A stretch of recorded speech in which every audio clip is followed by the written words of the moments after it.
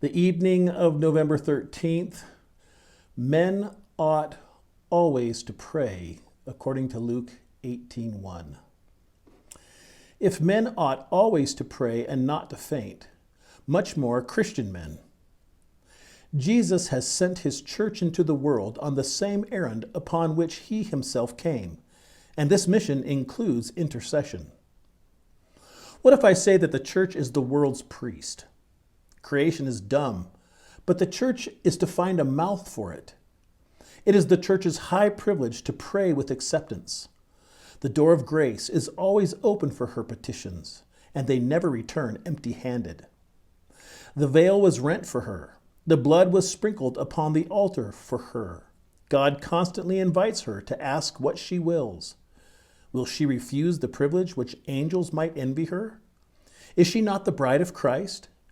May she not go in unto her King at every hour? Shall she allow the precious privilege to be unused? The church always has need for prayer. There are always some in her midst who are declining or falling into open sin. There are lambs to be prayed for, that they may be carried in Christ's bosom. The strong, lest they grow presumptuous, and the weak, lest they become self-despairing. If we kept up prayer meetings 24 hours in the day, all the days of the year, we might never be without a special subject for supplication. Are we ever without the sick and the poor, the afflicted and the wavering? Are we ever without those who seek the conversion of relatives, the reclaiming of backsliders, or the salvation of the depraved? No.